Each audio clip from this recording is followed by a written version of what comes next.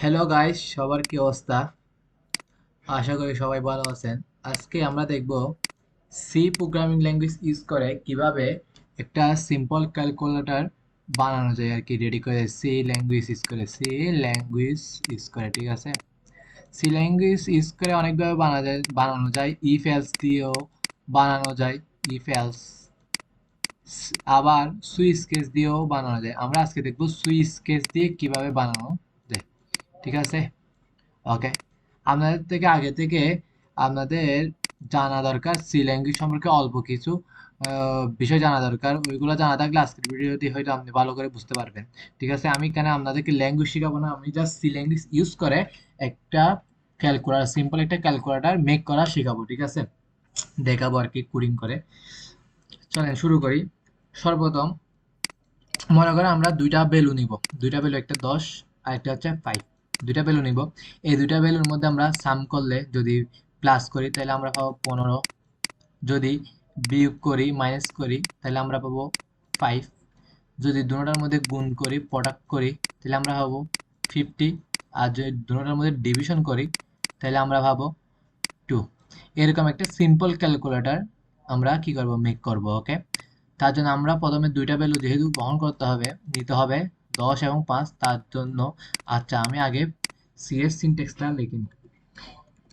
Include, আশা করি এগুলো সবাই জানেন।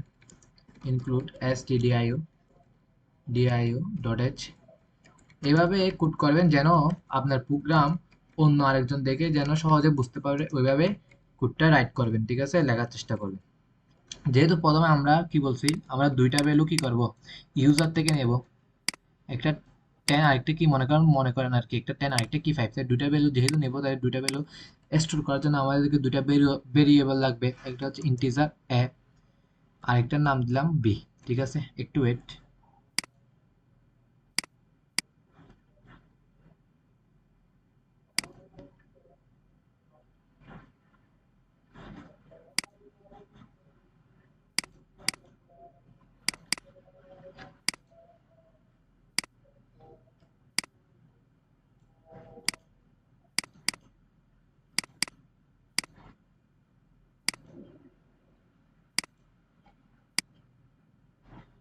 ওকে, দুইটা ভ্যালু স্টোর করার জন্য আমরা দুইটা ভেরিয়েবল ডিক্লেয়ার করে দিলাম।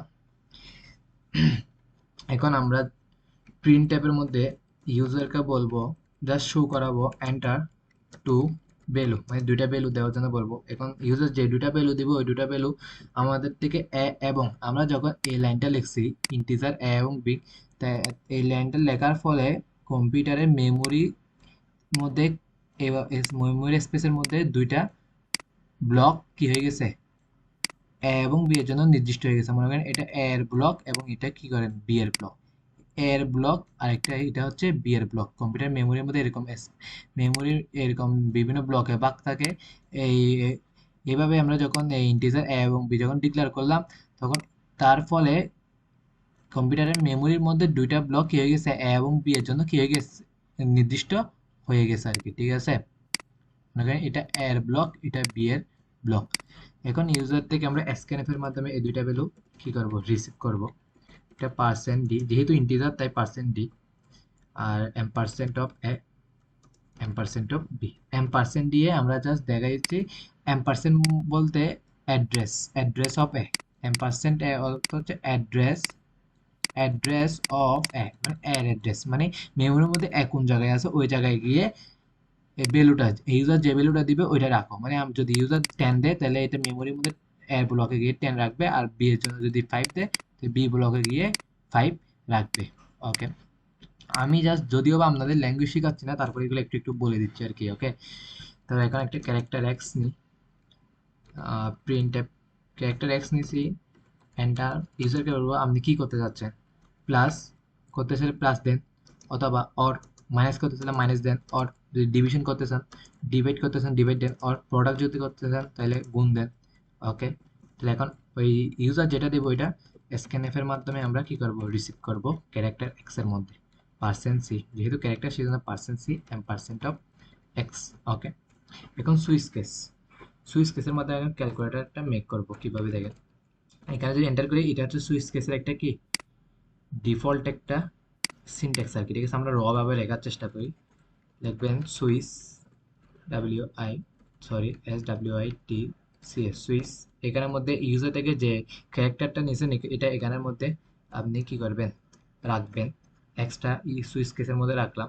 এখন যদি এটা কেস, বিভিন্ন কেস দিব, কেস যদি প্লাসের সাথে মিলে যায় তাহলে প্রিন্ট করব দা, যেহেতু প্লাসের সাথে মিলে যায়, দা সাম ইজ পার্সেন্ট ডি দিয়ে এ এবং বি কে সাম করে দেব এবং এখান থেকে ব্রেক দিয়ে দিব। কি কারণে ব্রেক দিব? ব্রেক দিব কারণ হচ্ছে যদি এই কেসটা মিলে যায়, যদি ব্রেক না দিই তাহলে পরের গুলাও কি হয়ে যাবে, এক্সিকিউট হবে। যেহেতু পরের গুলো যেহেতু এক্সিকিউট না হয়, সেজন্য এখানে প্রতিটা কেসের উপর এক একটা কি করবো, আমরা ব্রেক ইউজ করবো। ওকে,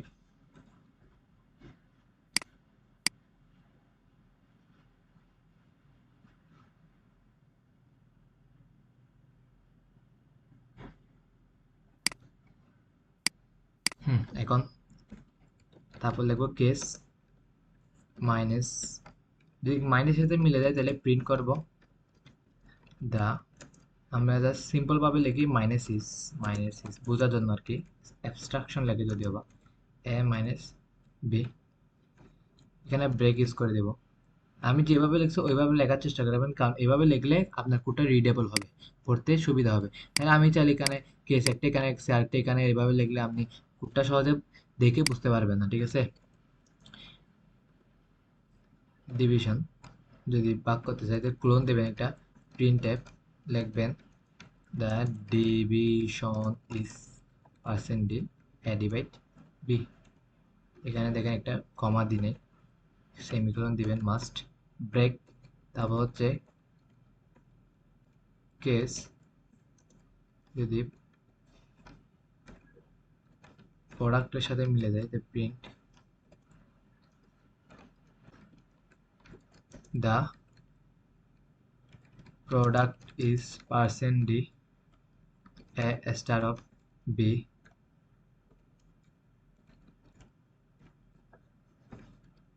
ব্রেক।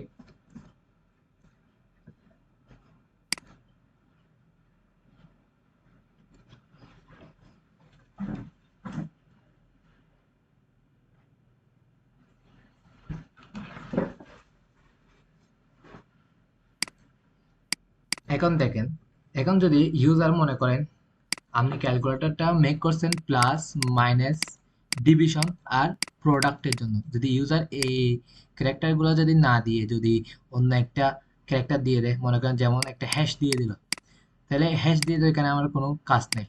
এই জন্য এখানে একটা ডিফল্ট সুইচ কেসে একটা ডিফল্ট নামে একটা এক্সট্রা একটা কিওয়ার্ড আছে, ওইটা দিয়ে বলে দিবেন নট ম্যাচ। অন্য যদি এগুলো বাদে যদি অন্য কোনো ক্যারেক্টার দিয়ে দেয় তাহলে যেন শো করে নট ম্যাচ, আপনার কোনো আপনার ক্যারেক্টারের সাথে এখানে একটা ক্যারেক্টারও ম্যাচ করে নাই। ওকে, আমাদের কোডটা রেডি। এখন আমরা রান করে দেখি।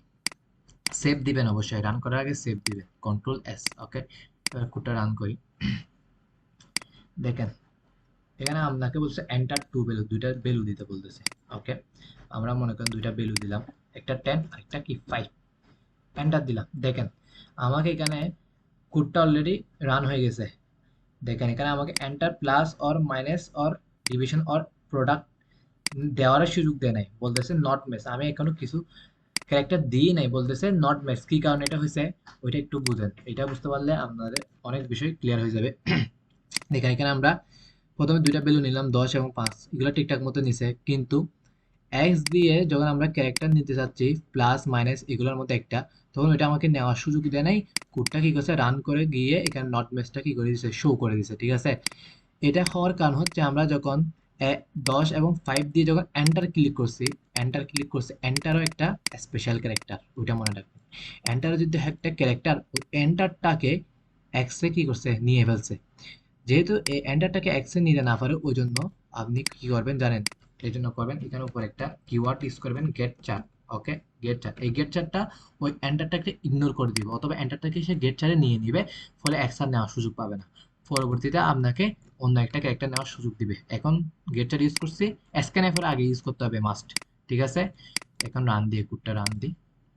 দেখেন এন্টার টু ভ্যালু, দুইটা ভ্যালু দিতে বলতেছে, একটা 10 দিলাম একটা 5 দিলাম, এন্টার দিলাম। দেখছেন এখানে আপনাকে বলছে যে প্লাস কি করতে চাচ্ছেন আপনি, আমি প্লাস করতে যাচ্ছি, ওকে প্লাস দিছি, এন্টার দিছি। দেখেন দ্য সাম ইজ 15। ওকে কোডটা আবার রান করি, 10 দিলাম 5 দিলাম, কি করতে চান, আমি স্টার প্রোডাক্ট করতে চাই, গুণ করতে চাই, দিলাম 50। দেখছেন এমন একটা ভ্যালু দিই যেটা ম্যাচ করবে না, 10 দিলাম 5 দিলাম, এন্টার টু ভ্যালু 10 5 দিলাম, এমন একটা ক্যারেক্টার দিই যেটা ম্যাচ করবে না, হ্যাশ দিলাম অথবা অ্যাট দ্য রেট অফ দিলাম, মনে হয় এন্টার দিলাম। দেখতেছেন বলতেছে নট ম্যাচ, তাহলে আমার কোডটা কি ঠিক আছে, এখন একদম ঠিকঠাক মতো রান করতেছে। এই বিষয়টা একটু খেয়াল রাখি, অনেকে এই জিনিসটার কারণে আপনাদের ক্যালকুলেটরটা কি হয় না ঠিকঠাক মতো রান করে না আর কি। ওকে, ধন্যবাদ।